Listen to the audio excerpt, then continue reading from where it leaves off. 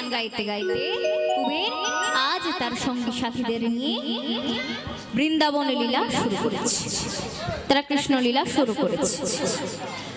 তা এইদিকে কুবের তার বন্ধু বান্ধবদের সঙ্গে করে নিয়ে কৃষ্ণলীলা খেলছে মহা আনন্দে, আর ওইদিকে হারাই পণ্ডিত গৃহে আছে।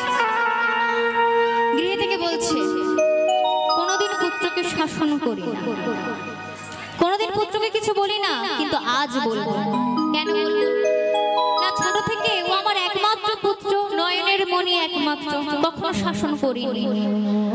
ওকে শাসন করতে গেলে যেন নিজেদেরই কষ্টে বুকটা ফেটে যায়, তাই তাকে শাসন করতে পারি না। একমাত্র নয়নের মণি যে আমার, কিভাবে শাসন করব তাকে?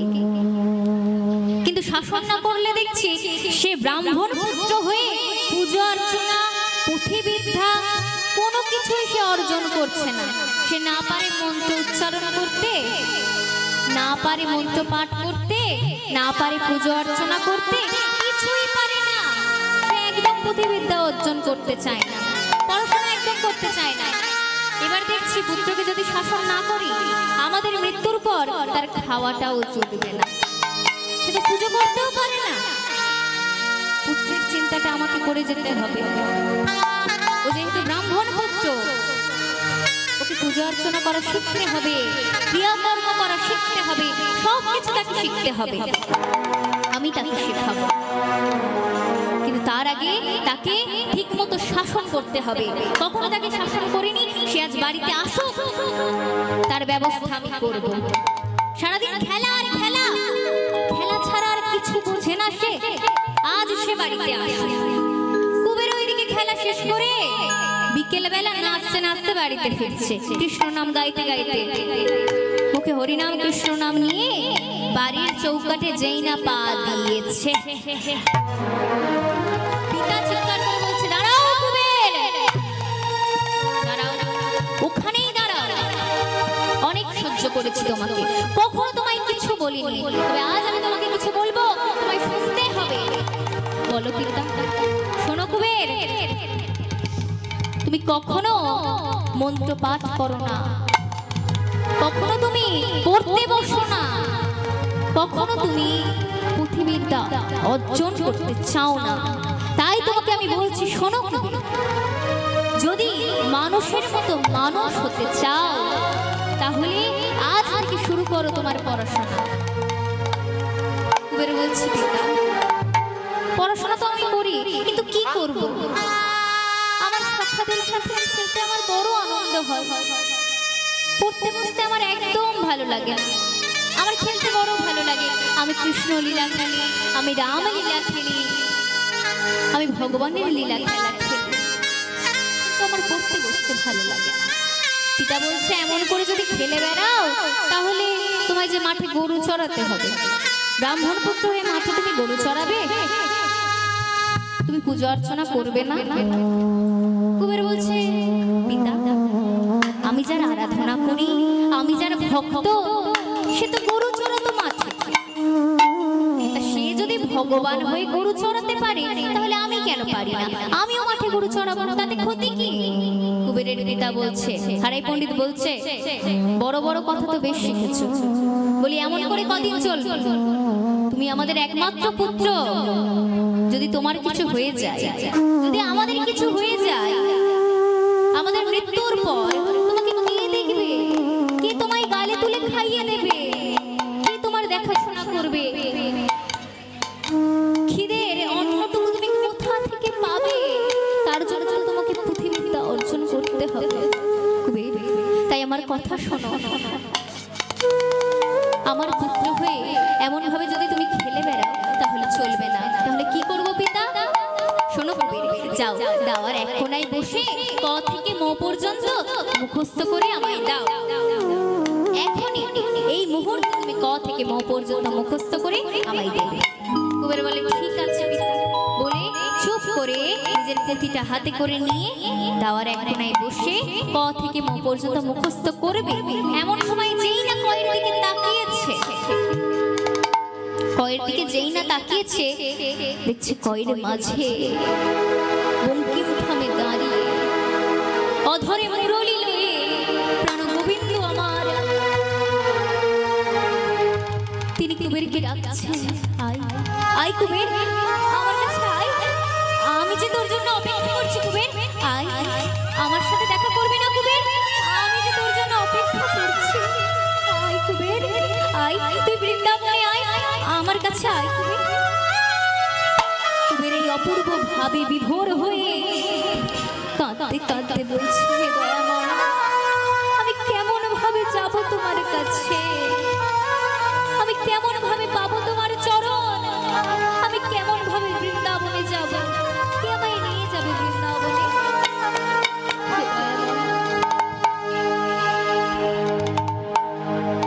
পরের মাঝে যখন কৃষ্ণচন্দ্রকে দেখছে আর অঝর নয়নে কাঁদছে, দয়াময় দয়াময় বলে কাঁদছে, কৃষ্ণ এদিকে বৃন্দাবনের পথে কুবেরকে ডাকছে, এসো কুবের এসো আমার কাছে এসো, আমি বহু যুগ ধরে তোমার অপেক্ষায় বসে আছি, তুমি আর বিলম্ব করো না, আর যে হাতে সময় নেই, এই কলির জীবকে উদ্ধার করার জন্যই তোমার জন্ম হয়েছে, এই কলির জীবকে উদ্ধার করার জন্য তুমি এই হারাই নন্দন রূপে জন্মগ্রহণ করেছ, তাই বিলম্ব না করে এসো আমার কাছে। পুঁথি হস্তে কুবের তবে পড়িতে বসিল গো, পড়িতে বসিল,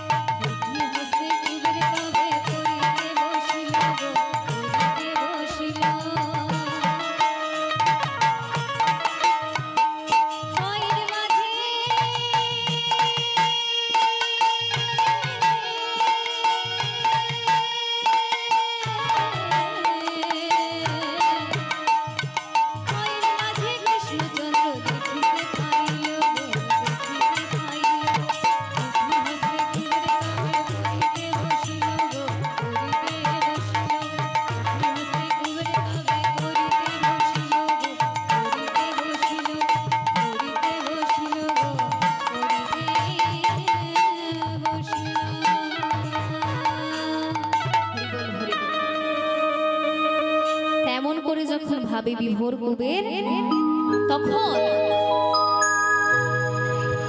জ্যোতির্ময় দেব শঙ্কর তিনি এক সন্ন্যাসী রূপে কুবেরের গৃহের সামনে এসে হারাই পণ্ডিতের গৃহের সামনে এসে চিৎকার করে বলছে, ভবতু ভিক্ষাং দেহ জননী, আমায় ভিক্ষা দাও, কে কোথায় আছো? আমি যে বড় অনেক দিন ধরে আমি অভুক্ত হয়ে আছি, আমার যে বড় ক্ষুধা, আমায় ভিক্ষা দাও, দয়া করে আমায় কিছু খেতে দাও, দয়া করে আমায় কিছু খেতে দাও, আমায় দুটি ভিক্ষা দাও।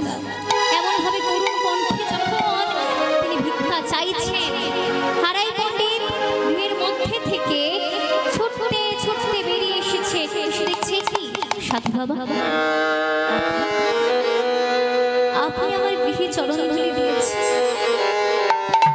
আপনি আমার গৃহের সামনে দাঁড়িয়ে আছেন, আমি যদি আগে জানতাম আমি আপনার জন্য পথে ফুলের সজ্জা করে, আমি যদি আগে জানতাম আপনার জন্য সেবার ব্যবস্থা করতাম, আসুন আমার গৃহে আপনার চরণধূলি দিয়ে আমার জীবন সার্থক করুন।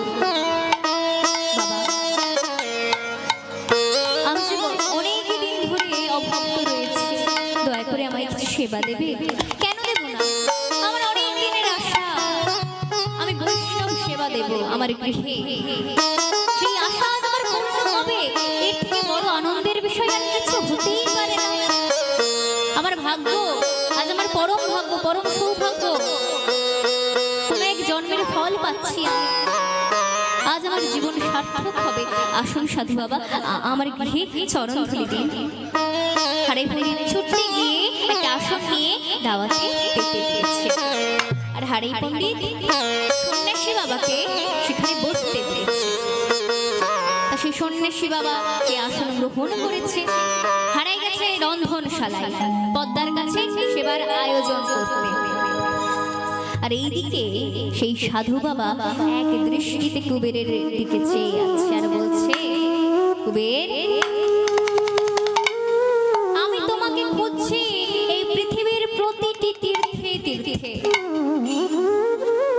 এই পৃথিবীতে এই জগৎ সংসারে যত তীর্থ আছে সব জায়গায় তোমাকে খুঁজেছি। আর তুমি কি না এই দরিদ্র ব্রাহ্মণের ঘরে ধুলার পরে বসে আছো? হরি বল, হরি বল। তোমাকে আমি খুঁজে যাচ্ছি আর তুমি ধুলার পরে বসে আছো এই দরিদ্র ব্রাহ্মণের ঘরে। ভগবান হই না তো আমি হতে দেব না। এত খোঁজার পর একবার যখন তোমায় পেয়েছি আর হাত ছাড়া করছি না বাবা। এবার তোমায় নিয়ে তারপরে আমি যাব, আমার কাজ উদ্ধার করে তারপরে আমি যাব। হরি বল, হরি বল। না কুবের ভাবে মগ্ন হয়ে আছে, ভাবে বিভোর হয়ে আছে। সন্ন্যাসী বাবা গিয়ে কুবেরের গায়ে হাত দিয়ে ডাকছে, কুবের, কুবের, তুমি আমায় চিনতে পারছো? কুবেরের ভাব ভঙ্গ হয়েছে। সাধু বাবার দিকে তাকিয়ে বলছে, কে তুমি? তোমাকে তো আগে কখনো দেখিনি। তোমার নাম কি? বাড়ি কোথায় তোমার? সাধু বাবা বলছে, শোনো কুবের, তুমি আমায় চেনো, তোমার অন্তর আমায় চেনে, কিন্তু তুমি বুঝতে পারছো না আমি কে। এখন হয়তো তুমি আমায় ভুলে গেছো, এখন হয়তো তুমি আমায় চিনতে পারছো না, কিন্তু আর কিছুদিন পরে তুমি আমায় চিনতে পারবে। আর কথা দিলাম। মনে মনে ভাবছে, আমরা দুজন তো এক, আমরা তো দুজন একই আত্মা, শুধু দুই শরীরে আমরা জন্মগ্রহণ করেছি, কিন্তু এক আত্মা যতদিন মিলন না হচ্ছে ততদিন এই জগৎ সংসার উদ্ধার পাবে কি করে? জগৎ সংসারকে উদ্ধার দিতে গেলে আমাদের মিলন হওয়া চাই, আমাদের আত্মার মিলন হওয়া চাই। তাই প্রথমে তোমাকে নিয়ে যেতে হবে সেই বৃন্দাবন। তার জন্য সাধু বাবা বলছে, শোনো কুবের, আমি হলাম এক সন্ন্যাসী, এক ভিক্ষুক। পৃথিবীর প্রতিটি তীর্থে তীর্থে ঘুরে বেড়াই, প্রতিটি ঘরে ঘরে ঘুরে বেড়াই। কেন না? দুটো ভিক্ষার জন্য। তুমি প্রতিটা তীর্থে ঘুরে বেড়াও, তাহলে তুমি সব জায়গায় গেছো, সব তীর্থে তুমি গেছো। গেছি। তুমি কোন তীর্থের নাম শুনবে? আমি কোথায় কোথায় গেছি জানো? সাধু বাবা কুবেরকে বলছে, আমি কোথায় কোথায় গেছি জানো? শোনো তবে, আমি গেছি বৃন্দাবন, আমি গেছি মথুরা, আমি গেছি নবদ্বীপ ধাম, আমি গেছি গয়া, আমি গেছি কাশী, আমি সব জায়গায় গেছি, সব জায়গায়। তুমি যাবে আমার সাথে তীর্থে তীর্থে? বলে হ্যাঁ যাব। কিন্তু বৃন্দাবনের কথা শুনে কেন জানি না আমার মনটা কেমন করে উঠলো। মনে হলো ওই বৃন্দাবন আমার বড় চেনা জায়গা, বড় পরিচিত ওই বৃন্দাবন। ওই বৃন্দাবনে যেন আমার অনেক স্মৃতি লুকিয়ে আছে, ওই বৃন্দাবন যেন আমায় টানে। জানো সাধু বাবা, আমার মন বলে আমি একদিন না একদিন বৃন্দাবনে যাব, কিন্তু আমার পিতা মাতা যে আমায় বৃন্দাবনে যেতে দেয় না। আমার মন চায় বৃন্দাবনে যাওয়ার জন্য, আমার ইচ্ছা হয় বৃন্দাবনে যাওয়ার, আমার ইচ্ছা হয় সেই বাঙ্কি বিহারীজিকে দর্শন করার, কিন্তু আমি যেতে পারি না। তখন সাধু বাবা বলছে, শোনো কুবের, আমি যখন একবার এসেছি আমি তোমায় নিয়ে যাব, সে চিন্তা তোমায় করতে হবে না। কিন্তু কিন্তু কি সাধু বাবা? কিন্তু তোমায় তোমার পিতা মাতাকে রাজি করাতে হবে, এটাই হচ্ছে তোমার কাজ। তুমি যদি তোমার পিতা মাতাকে রাজি করাতে পারো, ওদের কাছ থেকে যদি অনুমতি নিতে পারো, তবে আমি তোমায় বৃন্দাবনে নিয়ে যাব। যাব যাব ঠিক আছে সাধু বাবা, বেশ বেশ, আমি কাল প্রভাতের মধ্যে আমার পিতা মাতাকে রাজি করাবো, আমি ওদের কাছ থেকে অনুমতি আনবো। তাই বৃন্দাবনে যাওয়ার জন্য কাকুতি মিনতি করছে কুবের। কুবের সাধু বাবাকে বলছে, বলো না সাধু বাবা, ওই যে বৃন্দাবনে আমার সব স্মৃতি জড়িয়ে আছে, যেখানে আমার সব স্মৃতি লুকিয়ে আছে, আমার যে মন বলে সব আমার পরিচিত। আচ্ছা সাধু বাবা, বলো না, বলো না, বৃন্দাবনে কি সে আগের মতো আছে? এখনো কি সে বৃন্দাবনে বাঁশি বাজে? বাজে? বলো না সাধু বাবা, বলো। কাঁদতে কাঁদতে কুবের বলছে, সাধু বাবা, এখনো সে বৃন্দাবনে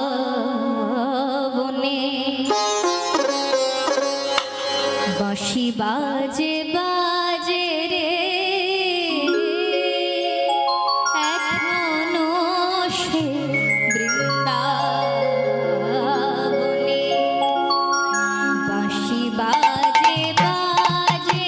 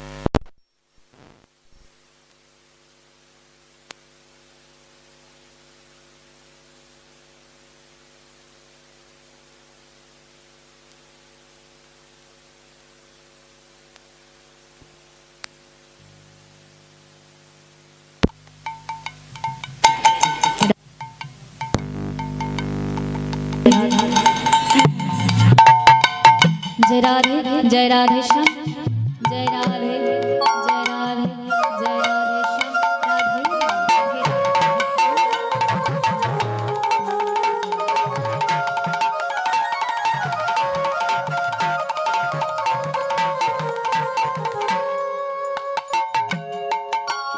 আজো সেই রাধা রানী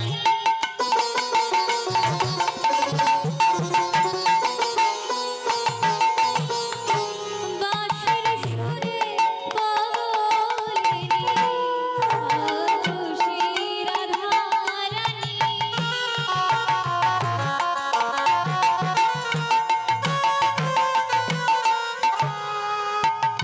ওই না বাঁশির সুরে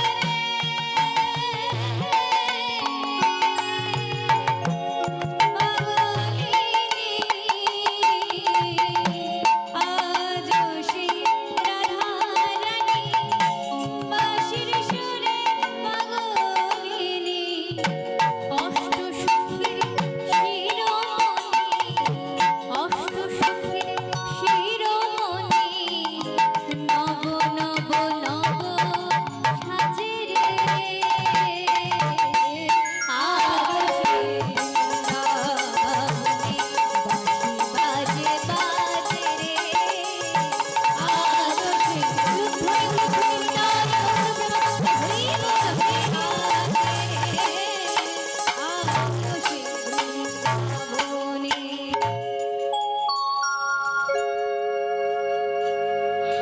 এভাবে যখন কুবের সাধু বাবার কাছে কাঁদছে যে এখনো কি সেই বৃন্দাবনে বাঁশি বাজে, এখনো কি সেই কালো সোনা বাঁশি বাজায় আর সেই বাঁশির সুরে রায়কিশোরী পাগল হয়, এখন কি সেই বৃন্দাবন আগের মতো আছে? এভাবে যখন জিজ্ঞেস করছে হারাই পণ্ডিত তাদের মাঝে এসে তাদের সেই ভাব ভঙ্গ করে দিয়েছে। বলছে শোন কুবের, তুই সাধু বাবাকে জ্বালাচ্ছিস, যা গিয়ে পড়তে বস।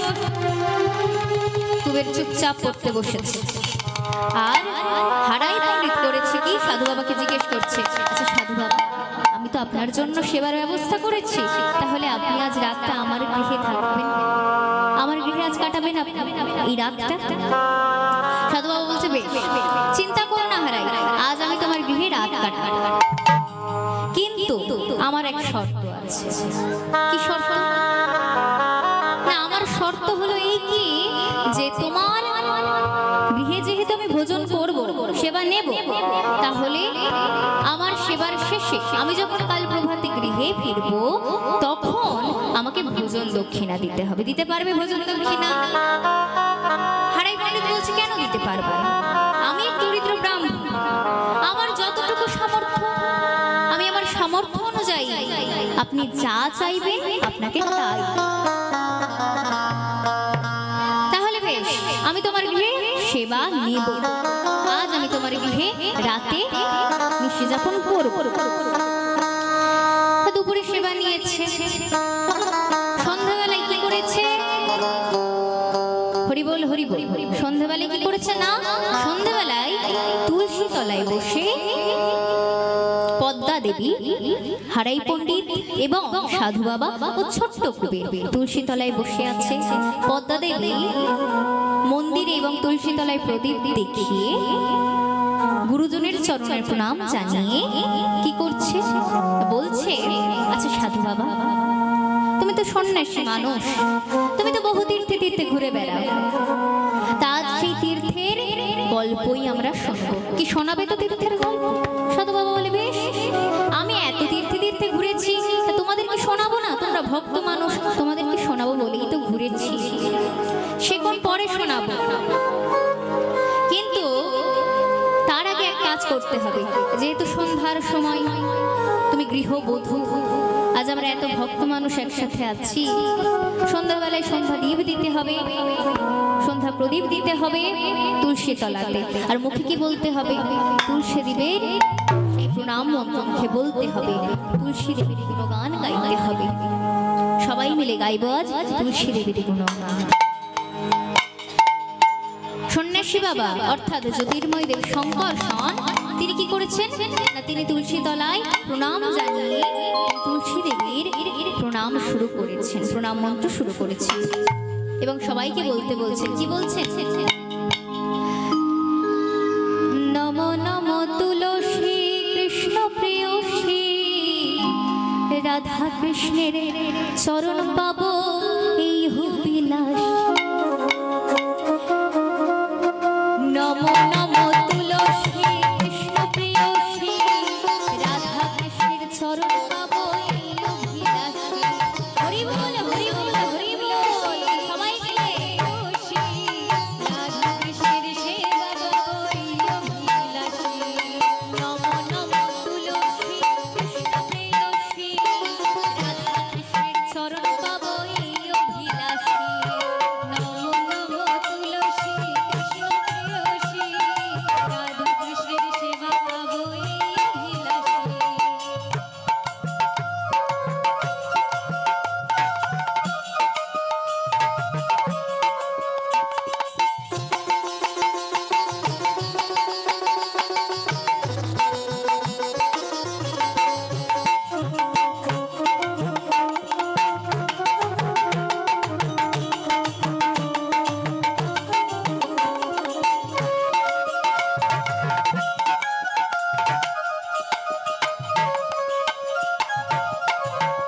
যে তোমারে শরণ আর বাঞ্ছা পূর্ণ হয়, কৃপা করি করো তারে বৃন্দাবনবাস। যে তোমারও শরণ লয় আর বাঞ্ছা পূর্ণ হয়, কৃপা করি করো তারে বৃন্দাবনবাসী। যে তোমারও শরণ লয় তার বাঞ্ছা পূর্ণ হয়, কৃপা করি করো তারে বৃন্দাবনবাসী। যে তোমারও শরণ লয় আর বাঞ্ছা পূর্ণ হয়, কৃপা করি করো তারে বৃন্দাবনবাসী।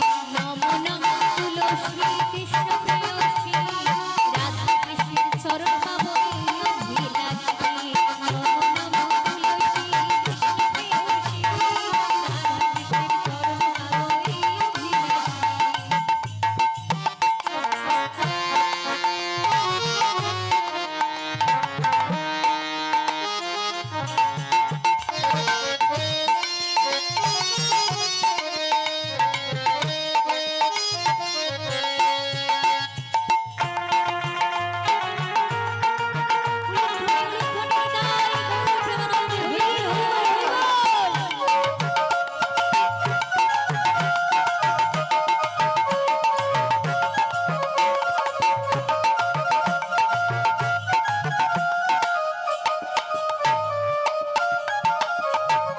এই নিবেদন ধরো সখীর অনুগত করো, এই নিবেদন ধরো সখীর অনুগত করো, এই নিবেদন ধরো সখীর অনুগত করো, এই নিবেদন ধরো সখীর অনুগত করো। রাধা গোবিন্দ প্রেমে সদা যেন ভাসি, রাধা গোবিন্দ প্রেমে সদা যেন ভাসি। রাধা গোবিন্দ প্রেমে সদা যেন ভাসি। রাধা গোবিন্দ প্রেমে সদা যেন ভাসি। নম নম তুলসী কৃষ্ণ প্রেয়সী, রাধা কৃষ্ণের চরণ পাবো এই অভিলাষী। নমো নমো তুলসী কৃষ্ণ প্রেয়সী, রাধা কৃষ্ণের সেবা পাবো এই অভিলাষী। তাই গৌর প্রেমানন্দে হরি বল। প্রেয়সী, রাধা কৃষ্ণের সেবা পাবো এই অভিলাষী। রাধা কৃষ্ণের সেবা পাবো এই অভিলাষী। এভাবে নাম গান করতে করতে রাত হয়ে গেছে, সবাই যে যার মতো ঘুমিয়ে পড়েছে। প্রভাতে ব্রাহ্মণ উঠানে দাঁড়িয়ে চিৎকার করছে, বৈষ্ণব উঠানে দাঁড়িয়ে চিৎকার করে বলছে, হারাই পদ্মা এসো, আমার যে বিদায় নেওয়ার সময় হয়ে গেল, আমাকে বিদায় দাও। এবার এবার তো আমায় যেতে হবে, আমাকে বিদায় দাও। সাধু বাবার আওয়াজ শুনে, কণ্ঠস্বর শুনে হারাই পণ্ডিত এবং পদ্মা দেবী ও ছোট্ট কুবের গৃহের মধ্য থেকে বেরিয়ে এসেছে। এসে বলছে, সাধু বাবা আর একটা দিন থাকা গেলে যেত না? আজ আর একটা দিন থাকলে আমরা খুব খুশি হতাম। সন্ন্যাসী বলছে, না না, আমি তো সন্ন্যাসী মানুষ, একদিনের বেশি কোনো গৃহস্থের বাড়িতে আমি থাকতে পারবো না, আমায় তোমরা ক্ষমা করো, আমি থাকতে পারবো না। কিন্তু আমার একটা কথা ছিল। হ্যাঁ বলুন। শোনো হারাই, তুমি তো কথা দিয়েছিলে। কি কথা? না তুমি তো কথা দিয়েছিলে আমাকে ভোজন দক্ষিণা দেবে। আমি তোমার ঘরে সেবা করলাম, তুমি ভোজন দক্ষিণা দেবে বলেছিলে। হ্যাঁ বলেছিলাম তো। বলুন আপনি কি ভোজন দক্ষিণা চান? আমি যা চাইবো তুমি তাই দেবে তো? হ্যাঁ দেব। যা চাইবো তাই দেবে? হ্যাঁ দেব। তাহলে কথা দাও, তিন সত্য করো, যা চাইবো তাই দেবে। আর এই পণ্ডিত বলছে আমি আগে ব্রাহ্মণ, ব্রাহ্মণ হয়ে আমি কথা দিচ্ছি এই প্রভাতকালে আপনি আমার কাছে যা চাইবেন আমি তাই দেব, দেব, দেব। সত্য করলাম। হরি বল, হরি বল। তা ব্রাহ্মণ দিন সত্য করেছে। এবার হারাই পণ্ডিতের কাছে সন্ন্যাসী ঠাকুর বলছে, শোনো তোমার কাছে আমি কি চাই জানো? তোমার ওই একমাত্র পুত্র রত্ন, তোমার ওই একমাত্র পুত্র ধন কুবেরকে আমাকে দান হিসেবে, ভোজন দক্ষিণা হিসেবে দিয়ে দাও। এটাই হরি বল, হরি বল, হরি বল। দান করো তবু পুত্রকে, দান করো, আমার কাছে দান করো। আমি তোমার পুত্রকে নিয়ে অনেক দূরে চলে যাব, সেই চলে যাব বৃন্দাবনে, চলে যাব মথুরাতে, যেখানে গিয়ে তোমার পুত্রকে আমি এক ভক্ত বানাবো, ওকে আমি কৃষ্ণ দর্শন করাবো। আর এই পণ্ডিত চিৎকার করে বলছে, না না না প্রভু, তুমি এমন কথা বলো না প্রভু, তুমি এমন কথা বলো না, দয়া করে তুমি এমন কথা বলো না।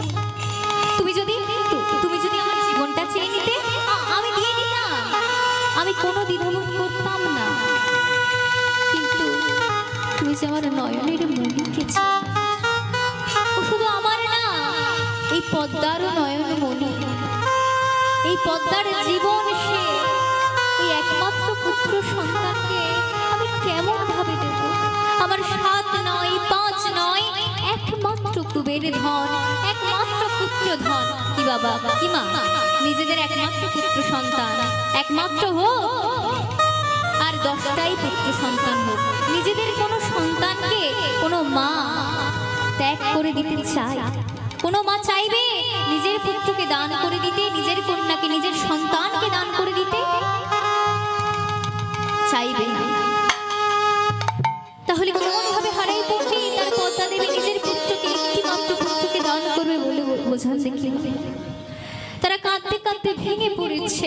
তারা বলছে, সাধু বাবা, আমরা আমাদের প্রাণ দিতে রাজি আছি, কিন্তু কুবের ধনকে আমরা দিতে পারবো না, দিতে পারবো না, পারবো না, পারবো না। ওই সামান্য মাংস পিণ্ডের জন্য, ওই সামান্য পুত্রের জন্য তুমি তোমার ব্রহ্মত্ব নষ্ট করবে? হারাই, তুমি ব্রাহ্মণ হয়ে নিজের ব্রহ্মত্ব নষ্ট করতে চাও? তুমি ব্রাহ্মণ হয়ে আমায় কথা দিয়েছো, তুমি ভোজন দক্ষিণা হিসেবে আমি যা চাইবো তাই দেবে, তাহলে আমি যখন তোমার পুত্রকে চাইছি কেন দিচ্ছ না? দান করো তবু পুত্রকে, মায়া বাড়িও না। কি হবে এই পুত্রকে রেখে? কি হবে এই সন্তানকে রেখে? যাকে নিজের নিজের বলে আঁকড়াচ্ছ, যাকে নিজের নিজের মনে করছো, নিজের বলে মনে করছো, সে তোমার নিজের না, সে তোমার আপন না। পৃথিবীতে আপনজন বলতে কেউ হয় না, একমাত্র আপনজন হলো ভগবান স্বয়ং, অনাদির আদি প্রাণ গোবিন্দ, তিনিই হলেন একমাত্র আপনজন। আপন বলতে সেই আছে, কি বাবা তাই তো? একমাত্র সেই আপন। হরি বল, হরি বল। এই যে আমরা কলির জীব, আমরা মায়ায় পড়ে যাই, আমরা প্রেমের মায়া, ভালোবাসার মায়া, বন্ধুত্বের মায়া, পিতামাতার মায়া, এই মায়ার কবলে আমরা জড়িয়ে যাই, মায়ার জালে আমরা জড়িয়ে যাই, নিজেদেরকে জড়িয়ে ফেলি। কি করবো বাবা, কলির জীব, সংসার ধর্ম তো আমাদের করতে হবে, আমরা তো সন্ন্যাস গ্রহণ করতে পারবো না, কারণ গৌর হরি নিজেই বলেছেন, হে কলির জীব, তোমরা আর যাই করো সন্ন্যাস ধর্ম গ্রহণ করো না, তোমরা সংসারের মধ্যে থেকে হরিনাম সংকীর্তন করো। মা, যখন ওই মাতৃ গর্ভে ছিলাম, মাতৃ জঠরে ছিলাম, সারাদিন এই গরু দুটো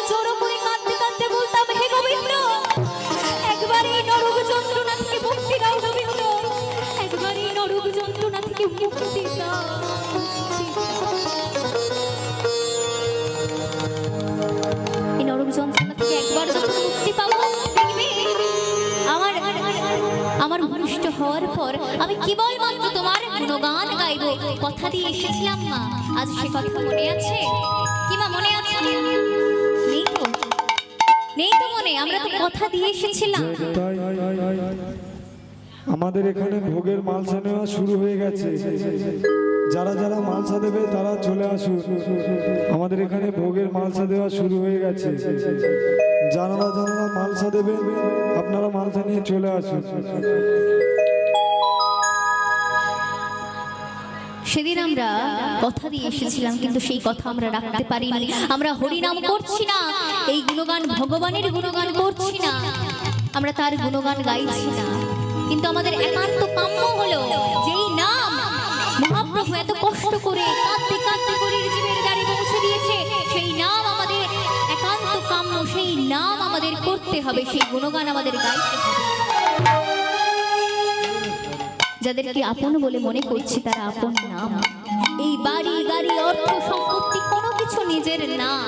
এই পার্থিব জগতে যা কিছু আমরা নয়নে দেখছি কোনো কিছু নিজের না। মূর্তিতে ভগবান থাকে না, মন্দিরে ভগবান থাকে না, মসজিদে ভগবান থাকে না, ভগবান থাকে মানুষের হৃদয়। তুমি যদি ভগবানকে লাখ টাকার শাড়ি কিনে দাও, যদি ভগবানকে লাখ টাকার গয়না কিনে দাও, তাহলে ভগবান খুশি হবে না। ভগবান চায় তুমি মানুষকে সেবা করো। আমাকে সোনা দিয়ে কি হবে? আমাকে সোনার অলংকার পরিয়ে কি হবে? আমি সোনা পরবো? এই পৃথিবীর সবকিছু তো আমার। ভগবান বলছে পৃথিবীর সবকিছু তো আমার। তাহলে এই আমার জিনিস আমি পরে কি করব? আমার জিনিসই তোমরা পুনরায় আমাকে ফেরত দিচ্ছ, আমি তো তা নিতে চাই না।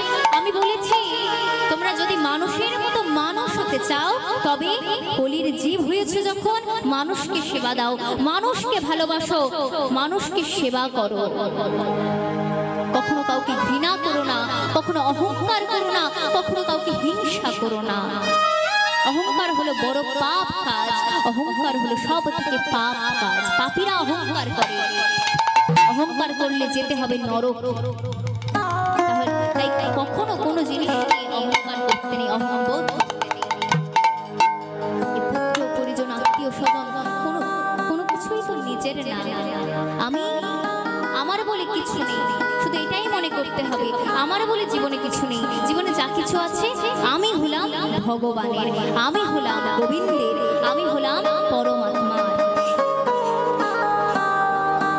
তাই কুবের ধনকে আজ হারাই পণ্ডিতের কাছ থেকে দান হিসেবে গ্রহণ করলো জ্যোতির্ময় দেব